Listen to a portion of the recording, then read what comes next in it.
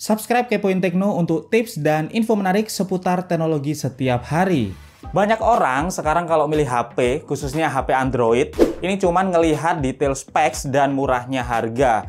Jadi kalau udah murah, specsnya tinggi, maka langsung jadi pilihan utama. Tetapi sebenarnya guys, HP bukan cuman sekedar specs. Di video ini saya bakal bagikan beberapa tips memilih HP yang tepat dengan membeberkan 9 faktor kunci yang perlu kamu pertimbangkan sebelum memutuskan untuk beli. Halo, saya Febian dari Kepoin Tekno, berbagi tips dan info menarik seputar teknologi setiap hari. Oke, faktor penting pertama yang perlu kamu utamakan adalah experience. Experience ini artinya enak nggak sih HP waktu dipakai? Nyaman apa enggak sih? Nah, experience yang baik sebenarnya kombinasi antara specs dan OS yang bagus juga. Jadi percuma specs tinggi, tetapi kalau stok OS-nya berat, maka experience-nya juga nggak bakal maksimal. Atau nggak enak juga kalau specs-nya tinggi, stok ROM-nya oke, tetapi iklannya banyak banget. Ini juga kurang maksimal. Jadi alih-alih memilih berdasarkan specs, mulailah memilih berdasarkan experience penggunaan. Kamu bisa memastikan dengan nyoba langsung di offline store atau kamu juga bisa nonton video review. Karena experience secara keseluruhan ini jauh lebih penting daripada sekedar tingginya specs di atas kertas. Faktor penting yang kedua, ini juga perlu jadi catatan. Jadi untuk segala aspek yang kamu perlukan, utamakan performa nyata di atas performa kertas. Maksud saya di sini adalah kalau kamu butuh HP dengan kamera bagus, alih-alih cuman lihat berapa megapiksel kameranya di atas kertas, lihat gimana kualitas hasil jepretannya. Atau kalau kamu butuh layar yang lega dan tajam, alih-alih cuman lihat besar resolusinya, lihat gimana ketajaman warnanya secara nyata, nyaman apa enggak dilihat di mata. Nah, disinilah kamu perlu mencoba unit demonya atau teliti dalam berburu review dari YouTube ataupun sumber-sumber lainnya. Ini berlaku juga guys untuk semua aspek yang kamu perlukan. Performa nyata, pastikan selalu lebih diutamakan daripada performa di atas kertas. Faktor penting ketiga yang wajib kamu pertimbangkan adalah dukungan update dari brand HP tersebut. Jadi, kamu bisa lihat reputasi update brand dari seri HP yang mereka rilis sebelumnya. Apakah brand tersebut rutin rilis patch security Android? Apakah brand itu terbukti ngasih update versi Android terbaru? Ada banyak berita yang bisa kamu telusuri ya, karena update ini penting banget, terutama update patch security dan juga perbaikan bug.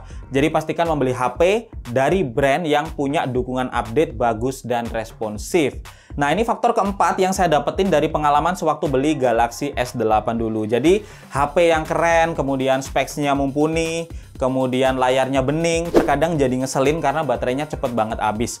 Nggak enak kemana-mana harus bawa power bank atau saat butuh HP-nya untuk hal-hal penting, malah posisinya low bat atau bahkan mati.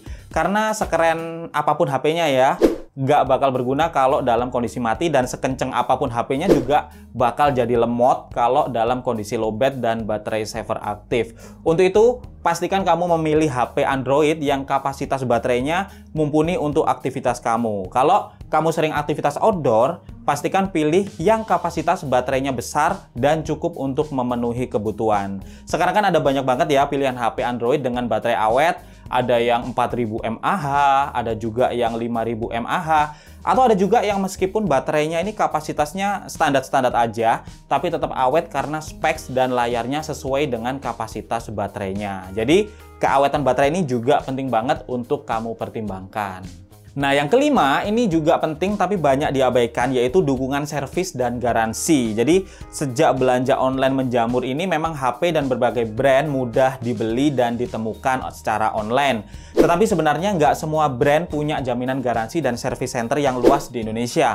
Kalau kamu beli HP baru, saya sarankan untuk beli yang resmi masuk ke Indonesia dengan jaminan garansi yang resmi juga. Memang nggak semua unit bermasalah, tetapi kalau kamu apes dan dapat unit HP yang bermasalah, setidaknya kamu bisa tukar unit atau dapat servis gratis dari masa garansi. Luasnya service center juga penting karena ada beberapa brand HP yang service centernya ini tersebar di hampir semua kota ada, tetapi juga ada yang cuman sedikit banget dan ada di kota besar aja. Jadi itu perlu kamu pertimbangkan juga. Nah, yang keenam ini adalah timing. Pastikan beli HP bukan di minggu-minggu pertama atau di bulan-bulan awal dari perilisannya. Harganya masih mahal-mahalnya. Memang sih rasanya seru ya kalau punya HP nggak lama dari awal perilisannya, tetapi sebenarnya di awal-awal rilis ini hype-nya masih tinggi banget dengan harga yang juga masih tinggi. Padahal kalau kamu sabar beberapa bulan ke depan, maka harganya bisa turun dan selisih jauh. Faktor penting ketujuh yang perlu kamu perhatikan adalah harga jual second-nya. Jadi kalau beli HP, saya sarankan pilih yang harga jual second-nya bagus dan juga daya belinya juga tinggi. Beberapa brand cukup diminati di pasaran dan punya harga second tinggi. Ini cocok dipilih karena memudahkan banget kalau kamu pengen ganti HP baru atau sekedar pengen tukar tambah di kemudian hari. Faktor penting ke-8 adalah hindari fitur gimmick dan pilih HP sesuai kebutuhan. Jadi setiap tahun akan selalu ada HP baru dengan fitur yang baru, bahkan juga berbagai fitur gimmick yang bikin harga HP lebih mahal.